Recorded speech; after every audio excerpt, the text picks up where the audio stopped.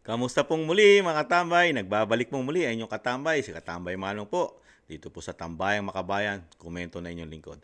Ito po, bago po yon, magandang araw po muna. Tanghali, hapon, gabi, madaling araw po sa atin lahat. Saan mang sulok ng mundo po. Tayo naroon mga katambay. Sana po maingatan po tayo. Ito po mga katambay, di po ba, meron tayo komento. Kanina lang po, kahapon o kagabi, di ba? Ano po, di ba, nabuko po at talagang nahayag po ang kanilang ginawa. Yun, yung kanilang Quadcom Committee kuno na talagang gusto nila idiin at mapasama po ang dating Pangulong Duterte. Di ba? Gumagamit pa sila ng mga kapulisan. Mga tambay, merong retired, may active, di ba? Na magsasabing magtuturo daw po, lalo po sa mga reward system at tahasang pagpatay daw po ng mga kapulisan.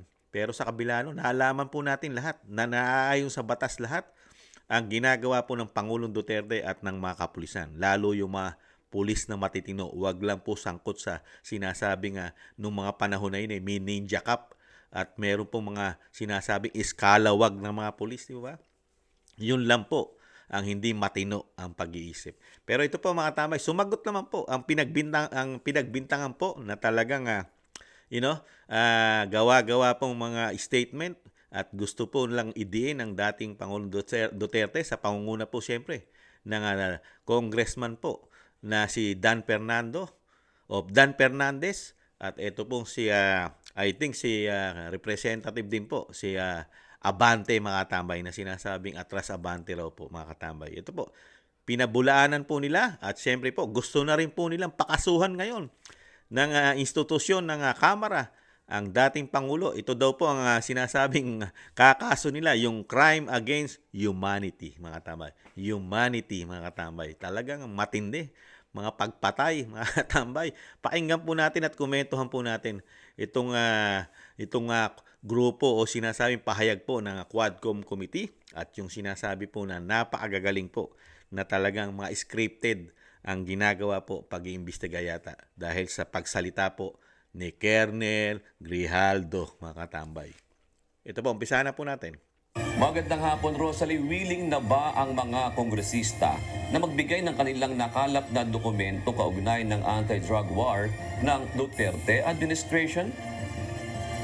Yun kung ang Makabayan Black Solids yung tatanungin, dapat makipag-cooperate na ang Philippine government sa International Criminal Court o ICC kaugnay ng investigasyon sa anti-drug war ng Duterte administration. Pero para sa dalawang co-chairpersons ng Quadcom, dapat panagutin sa Korte sa Pilipinas ang responsable sa extrajudicial killings o EJ case ng Duterte's drug war. Dapat managot sa batas si dating Pangulong Rodrigo Duterte dahil sa madugong anti-drug war nito. Ito ang pahayag ng dalawang chairpersons ng House Quadruple Committee o Quadcom matapos ang pag-ako sa legal na responsibilidad ng dating Pangulo sa kampanya kontra iligal na droga. Libu-libong tao ang napaulat na nasawi sa anti-drug campaign, kabilang na umano ang ilang inosenteng sibilyan. Sa pagdinig ng Senate Blue Ribbon Subcommittee sa anti-drug war, inamin din ng dating Pangulo ang pagkakaroon ng death squad sa Davao City noong alkalde pa siya. Ayon kina Representative Benny Abante at Representative Dan Fernandez, sa ilalim ng Republic Act 9851, ang batas na nagpapaliwanag at nagpaparusa sa crimes against humanity, maaaring kasuhan sa korte sa Pilipinas at panagutin ang dating presidente. The law must be applied. Putulin mo natin mga tamay. Nakita niyo po yung balita mga tamay at yung sinasabi po. Nagsasuggest pa ang Makabayan Black na dapat daw ito ikasuhan na sa International Criminal Court. Mga tambay. International. Doon ka pumunta. Itong Makabayan Black, dapat po ito umalis sa Pilipinas dahil wala pong tiwala ito Walang tiwala sa ating justice system. Ito, mambabatas po ito. Mga mambabatas po ito. Sa bagay, wala pong tiwala. Sa bagay, wala yatang pangil ang batas natin Dahil meron pong isang Makabayan Black, convicted na ng child abuse. Nananatili pa rin pong mambabatas. Kaya wala po yatang kwenta ang batas pagdating po rito sa Makabayan Black. Nagtatanong lang po inyong lingkod. At dito po, matindi po, ang nag-aakusa at gusto na pong kasuhan sa bansa natin, isa pong artista at isa pong pastor. At yung sinasabi raw po pag-amin doon sa sinasabing mga pagpatay, mga tambay, ng isang magaling na presidente at magaling na abogado, prosecutor, huwes, at isa pang napakagaling na profesor dahil nagtuturo pa ito nung mga panahon na siya, kabataan pa niya, di ba? Sa sa College of Criminal Law, di ba? At tinuturuan niya yung mga pulis, di ba? At yung sinasabi nga ni Kamanong, babalikan ko lang bago natin ituloy. Kung yung mga attorney, mga abogado sa inyo, kay Dan Fernandez at kay Abante, yung mga abogado, katulad ni Laila de Lima, for more than o kulang-kulang 10 taon na nag-iimbestigar yan. Hindi pa nga makakuha o makasapat na ebidensya at maisampa sa korte. Mas maraming alam na batas yung kaysa sa inyo. Tapos, dyan lang sa Quadcom Committee. At ibabase nyo lang yung mga salita ni dating Pangulong Duterte doon sa Senate hearing. Pinagtatawanan na lang niya si Risa Hontiveros doon, senadora. Pinagtatawanan niya kasi hindi abogado. Dahil pinipilit ni Risa Hontiveros. Di ba napanood natin na talagang meron pong Davao Dead Squad ang dating Pangulo. Di ba? Ano sabi ng dating Pangulo? Dahil nga mahina ang common sense yata ng senadora. Di ba? Ang sinasabi kasi sa batas, ang kanyang alagad bilang mayor, hindi niya kailangan ng Davao Dead Squad dahil meron siyang mga pulis. Meron siyang pulis na nagtatrabaho sa Davao bilang siya ay alkalde. Hindi niya kailangan 'yon. Ang gumagawa lang niyan, ang nagsasabi lang niyan na merong pumapatay na grupo o sinasabi inuutusan itong dating Pangulong Duterte. Sila. 'Di ba? Ano sinagot ng dating Pangulong Duterte diyan? Meron siyang alam, kakilala, yung mayayaman. Yung mayayaman po sa Davao. Sila raw po ang pumapatay dahil ayaw din nila ang krimen, ayaw nila ang droga. Di ba? Logic yun. Niluluko ka na lang ng isang dating magaling na presidente. Di ba? Dahil hindi mo makuha yung totoo. Kaya niluluko ka na lang. Kaya sinabi niya na meron at binasi niya ro sa mayayaman tao sa Davao. Totoo ba yun? Kung ako man ang mayaman, bakit ko gagawin yun? Isasaalang-alang ko buhay ko para pumatay sa mga kriminal. Di ba, mayaman ako? Hindi nakuha ng isang senadora yun dahil mahina yata ang common sense, di ba? Pero ang itong isang artista sa isang pastor, mukhang ganun din po yata. Sumusunod po yata ron sa paniniwala do sa common sense. Logic, mga walang logic, di ba? Ito, pakinggan pa natin. Toll or nanatol. So if we can do that to a small level of our Filipino citizen, why not on the highest? Meron din mga nagawang hindi tama, but yung mga hindi tama, isusulit po natin yan. He admitted under oath sa Senate hearing, no? Sabi nga niya, I'd like to quote, sabi niya, that he alone takes full legal responsibility. Ayun lang, yung Republic Act 9851, pwede nang gamitin yung laban sa kanya Bukod Tingnan niyo po mga tambay, isang pastor sa isang artista, mga tambay, dating artista. Doon lang po sa Senate hearing, bumabase na po sila ron, pwede na raw po. Ito'y makakasuhan. Kailangan mo po rin na matibay na ebidensya dyan. Pastor, congressman at artista na Dan Fernandez. Di ba? Kailangan nyo pa ng ebidensya riyan. At hindi nyo pa yata pinanood ng buo yung Senate hearing. Bumasi lang yata kayo sa mga balita, sa mainstream media, yung dumarating po sa inyo at sa senadora. Dahil nga, iisang grupo nga kayo dahil mismo ang Vice President, ano sabi? Magkakasama po kayo para po sa kanila. Demolition, di ba? Pati nga raw mga NPA, di ba sabi ng Vice President, di ba? Pati daw po may media pa yata at meron pong mga institusyon, kayo nga raw daw po, di ba? At ang Senado at ang Bagong Pilipinas daw po. Di po ba? Tapos kayo, kukuha lang kayo ng mga salita ng dating Pangulong Presidente sa Senado ay pwede ng kasuhan at ikulong at dalhin sa International Court. Ganun po ba? At makakasuhan na. Hindi naman kayo abogado. Nasaan ang ebidensya nyo? Yung salita. Nagsalita ron ang dating Pangulong Duterte, kinuha nyo na yung kanyang mga logic, yung kanya walang common sense, yung kausap niya. Di ba? Mahina, pumick up. Mahina rin kayo pumick up. Ang abangan nyo po, Pastor Abante at dating artista, Congressman Fernandez, ang abangan nyo po, yung ginawa nyo po kay Colonel Grijaldo, yung kay Grijaldo po, kay Colonel, yan po abangan nyo, yan po sigurado po yan. Dahil mismo po yung koronel ang magpapatunay sa ginawa nyo. Inuutusan nyo siya. Meron na kayong statement na kayo ang may gawa para po maibintang lang, mapasama lang ang dating presidente. Abangan nyo po yon. Tutulong po dyan ang puwersa ng dating Pangulong Duterte. Abangan nyo po. Yun po'y totoo. Yung sa inyo, wala kayong pwede ipatunay dyan. Hanggang media lang po yan. Yung niyayaw-yaw nyo, yung sinasalita nitong dalawang ito, itong kapitapitagang isang pastor at isang dating artista o artista, mga trial by publicity lang po yan. Trial by publicity. Nakita nyo po. Pero wala pong patutunguhan yan.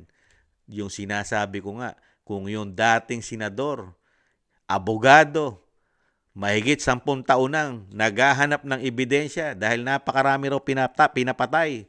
Mahigit daw libo-libo. Yun din yung sinasabi nyo. Kung yung isang abogado hindi makalikom ng mga ebidensya, kayo pa?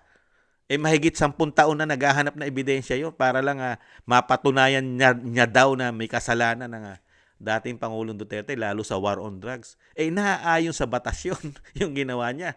Kasi kung hindi naaayon sa batas yung ginawa niya, matagal nyo na napakulong yan. Di po ba? Kaya lang, magaling na abogado, magaling na huwes, magaling na prosecutor, magaling na presidente.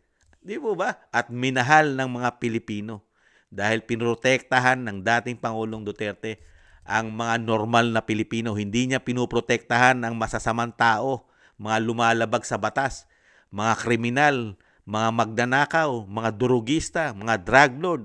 Hindi yan ang mandato ng isang presidente ng Pilipinas. Ngayon, iba na po yata ang mandato ng presidente ng Pilipinas ngayon.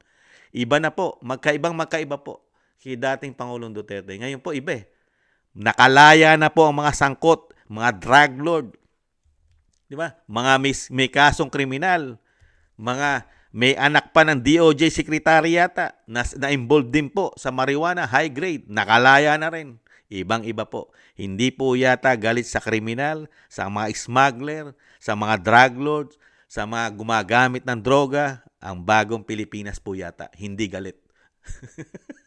Nagtatanong lang po si Kamano. Ituloy po natin dito sa napakagagaling pong pastor na talagang akala mo yung mga abogado at isang artista, mga tambay. Dating Pangulong Duterte, posible rin anyang kasuhan ng mga dating hepe ng pambansang pulisya dahil sa madugong anti-drug war, gaya ni Senador Ronald Bato de la Rosa. Ngunit kung ang abogado naman ng mga kaanak ng mga biktima ng extrajudicial killings o EJ case ang tatanungin, mas mainam kung sa International Criminal Court o ICC humarap at papanagutin si Duterte. Samantalang sa domestic court, Nakita nyo mga tambay? Dahil nga wala silang ebidensyang magpapatunay, dahil nga naayon sa batas, ang ginawa nga po, pati yung mga kapulisan, nasa batas po yun.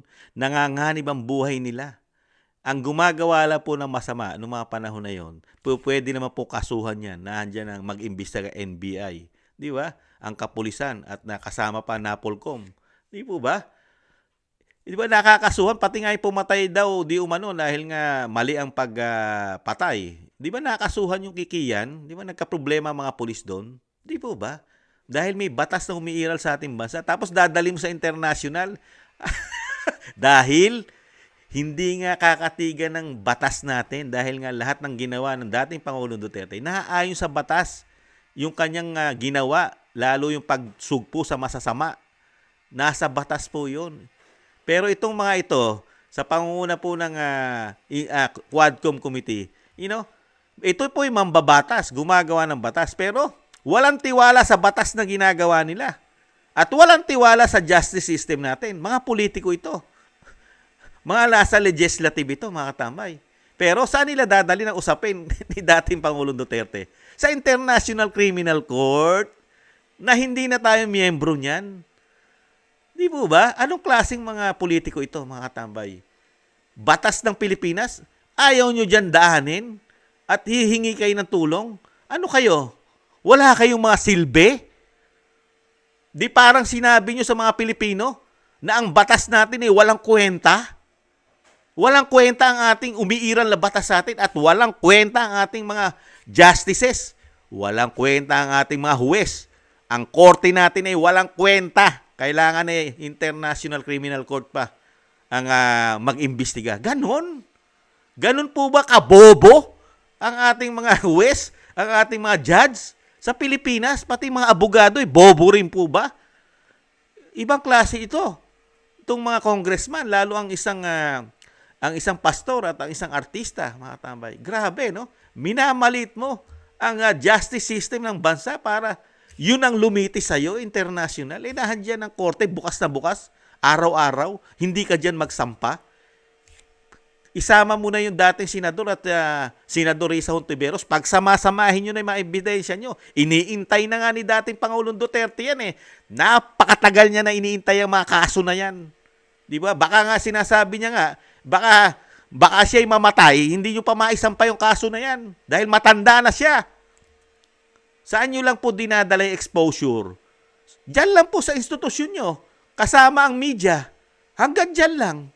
Real talk. Real talk. May korte. Isampan nyo na. Hinahamo na nga kayo ng dating Pangulong Duterte. Ngayon, kung ayaw nyo magsampa, pastor at artista na naging congressman, baka maunahan kayo ni dating Pangulong Duterte yung kaso nyo. Dahil yung ginawa nyo kay Colonel Grijaldo, abangan nyo yung mga kaso nyo. Maunahan pa kayo dahil napakabagal nyo magkaso ng EJK, War on Drugs sa kanya, sa korte. Tingnan natin, baka maunahan pa kayo. Ginagawa na po ng mga abogado ni dating Pangulong Duterte yung isasampang kaso sa inyo, congressman, pastor, artista.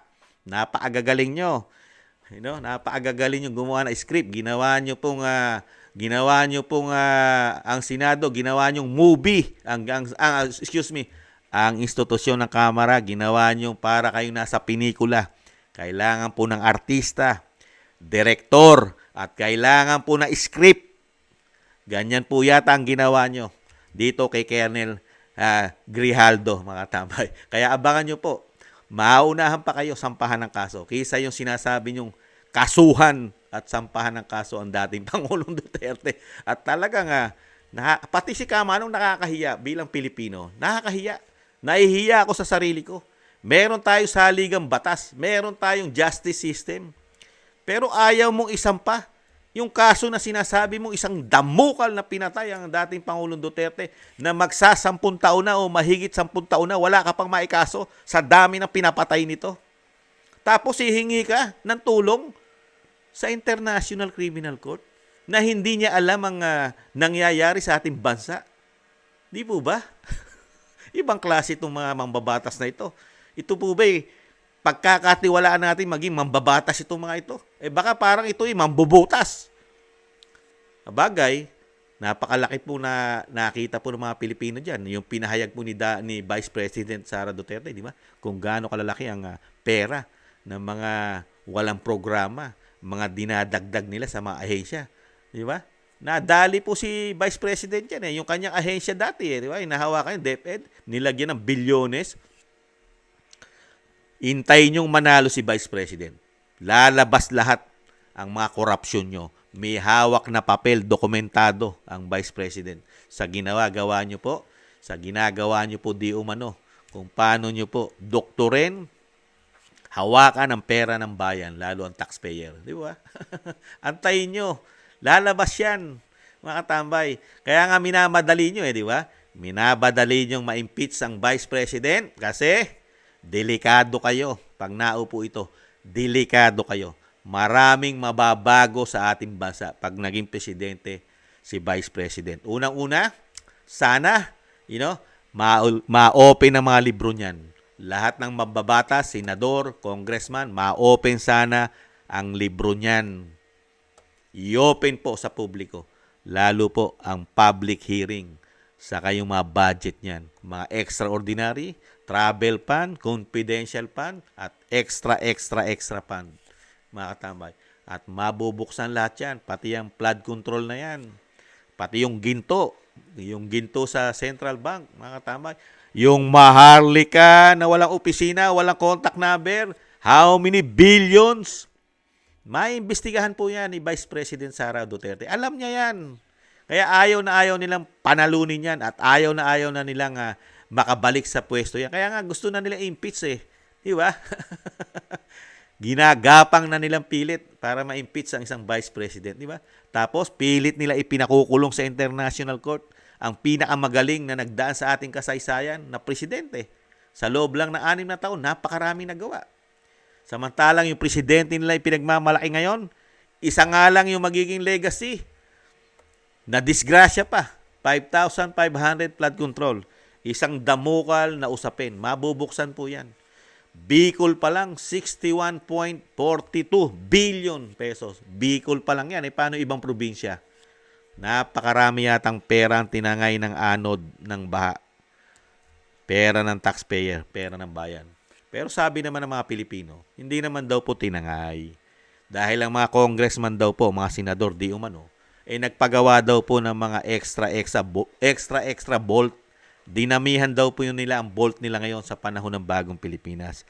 Kasi raw po, nung panahon daw po ni dating Pangulong Duterte, hirap na hirap daw po sila kumuha daw po o gumawa ng korupsyon daw po.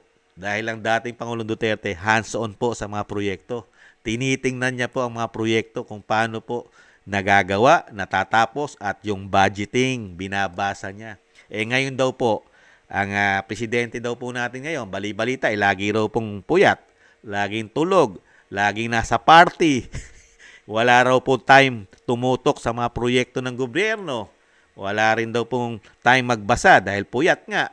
At mayroon pang issue, sabi ni Cathy Binag, na bangag. Paano makapagbabasa kung bangag nga raw po, sabi ni Cathy Binag, saka ni Jonathan Morales. Di po? Kaya nga po ngayon, masaya daw pong mga politiko, mga tambay. Dahil nga daw po, unlimited daw po ngayon, buffet. Kaya nga daw po, sabi daw po, di umano, ang unang proyekto daw po ng mga politiko ngayon, magdagdag po ng mga extra bolt sa kanilang mga mansyon, mga tambay. Bali-balita po yan. May katotohanan kaya yan? Di po ba, mga tambay? At may umuugong din, mismong si Pulong. Di ba, si Pulong, na-interview ng mga nakaraang araw, di ba? Ano sabi ni Pulong? Ito daw pong Quadcom hearing, malaki raw po ang budget niyan, di umano. Lalo raw po yung mga congressman dyan. Bagada hearing daw po, napakalaki raw po ng bayad dyan. Sabi ni Pulong yan sa kanyang balita. May katotohanan kaya yung sinabi ni Pulong na may parinig po si Pulong dyan? Mga tambay, kaya gigil na gigil daw po. Lalo kahit daw bumabagyo, nag-hearing sila dahil malaki raw po ang bayad pag nasa hearing ka. Lalo kung laban daw sa tatay niya at sa kapatid niya at sa kanya, sa pamilya Duterte. Ganun daw po, may extraordinary budget daw po yan. Sabi ni Pulong, nasa balita yan. Totoo kaya yan, mga congressman? Totoo kaya yan? Pastor Abante at artistang congressman, Dan Fernandez, may katotohanan po kaya din yung pinaputok ni Pulong? Di ba?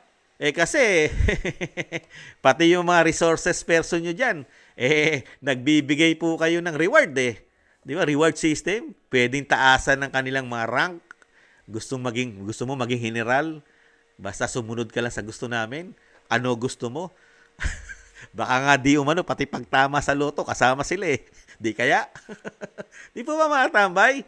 Kaya anong klase itong ating bansa ngayon, mga katambay? Yung sinasabi nga ni Kamano, anong klaseng bansa ang meron tayo ngayon? Magtatatlong taon na. Ang trabaho lang po ng dalawang institusyon sa atin, puro pamumulitika.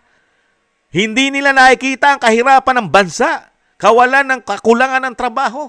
Kakarampot na kinikita ng mga Pilipino. Napakamahal na mga bilihin. Puro pangako ang ginawa sa atin. Wala man lang silang contribute sa mga Pilipino, sa mga taxpayer, lalo sa mga nasa laylayan. Ano lang po ang tinutugunan nila? Ang sinasabi nilang mahihirap. Meron pa isang congressman. Ang tingin sa mahirap ay hampas lupa. Ibang klaseng congressman yon. Parang Tulpo po yata pangalan nun, mga tambay. Grabe. Hindi man lang masabing, mahirap ka, nasa laylayan ka. Ang tingin hampas lupa. Grabe. Hinampas mo na. Parang talaga niyurakan at inapak-apakan mo ang kanyang pagiging mahirap at talaga hampas lupa. Grabe naman. Kaya nagulat din ako nung marinig ko yun mga katambay. Congressman yon, tumatakbo senador yata yon. Grabe itong mga politiko natin. Pagka nagkaroon ng power at pwesto, akala mong mga Diyos na yata ang tingin nila sarili nila, mga tambay. Napakataas na ng tingin nila. Pero ang mandato nila sa ating bansa ay maglingkod, magtrabaho. Magtrabaho, tulungan tayo. Pero hindi, ang nangyayari po sa ating bansa, tayo ang tumutulong sa kanila para yumaman po yata sila. Maging mga bilyonaryo, mga katambay. Dahil napagkikita po ng mga taong bayan, nakikita natin ang kanilang mga style, pananamit pa lang, mga sasakyan, mamahaling accessories. Pero lingkod bayan sila. Sumusweldo po sa pera ng bayan, sa pera ng taxpayer. Pero grabe pong mamuhay sila, mga katambay. Ibang klase. Kaya nga sabi ng mga Pilipino, sa panahon natin ngayon, kung gusto mo raw mo yumaman, kung gusto mo maging bilyonaryo, magpolitiko ka raw. Madali raw pong yumaman at maging bilyonaryo. Totoo kaya yon, mga katambay? May katotohanan kaya yon? Nabanggit ko lang po, mga katambay. Kasi mga politiko daw natin ngayon, tingnan mo, pati daw ang Quadcom committee, meron daw extraordinary, ayaw ipulong. Di ba? Kaya dito sa ginagawa nilang pamumulitika, demolition job, kasama pa kuno ang Makabayan Black na pinupus po talaga, nakasuhan at talagang International Criminal Court na, ang ICC na, talagang lilitis dito sa dating Pangulo. Dahil alam naman natin, pagka ang humawak niya na International Criminal Court, hindi sa Pilipinas lilitisin yan. Dadalhin niyan kung saan man nahandon ang ICC, kung anumang bansa meron sila, kung anumang bansa yan. Di ba? Ganyan po ang gusto nitong mga ito Dahil nga po, talagang pangsariling interes at hindi po ito para sa bansa. Para lang po sa mga kapakanan nila, itong mga politiko na ito. Yung matinong politiko, yung mga naglilingkod ng tapat sa Pilipino, nagbibigay po ng magandang kinabukasan sana sa atin, pero pinipigilan pa nila. Di po ba? Yung hindi mo mabutasan ng korupsyon, pinipilit mo maging korap para ito'y maipabagsak. Pero ngayon, malapit na po halalan. Sana, bago maghalalan, lumabas na yung kaso ni dating Pangulong Duterte rito. Dito po kay Colonel Grijaldo. Palabasin nyo na po yan. Dating Secretary Panelo, Attorney Panelo. Ayan, pagtulong-tulungan nyo po yan. Mga katambay. Ayan, sila Attorney Trixie Cruz sa Angeles. Nandiyan pa si Attorney Vic Rodriguez, di ba? Si Glenn Chong. At si Attorney Topacio. Pagsama-samahan nyo po yan. Para po ito pong dalawang congressman, lalo yung pastor, saka isang artista po yata na congressman, ay matauhan. Matauhan po sa ginagawa po nila dito po sa institusyon ng Kamara. Para po silang mga hari dyan, mga katambay. Nagagawa nilang gusto nila kahit hindi naayon sa batas. Yata, grabe po, para lang makapagpasama ng dating presidente. Gagawa ka ng mga scripted. Para kang artista, director, light, camera, action. Ganyan ang sabihin mo, Yan ang script mo. Ganon, katindi, mga katambay. Muli po, si Katambay Manong, mag-iintay po sa kaso nitong dalawang congressman. At good luck na lang po sa inyo. Good luck na lang po sa mga plano nyo na kaso at kung ano-ano pang kaso, mga katambay. Good luck na lang sa inyo. Muli po, mga katambay, maraming salamat po sa nakakagusto po ng ating maliit na programa, Tambayang Makabayan sa YouTube at TikTok. At thank you po sa mga nagla-like, share, and subscribe and comment. Maraming salamat po, mga katambay. Sa muli po, ingatan nawa po tayong lahat, mga katambay. Paalam. Bye-bye.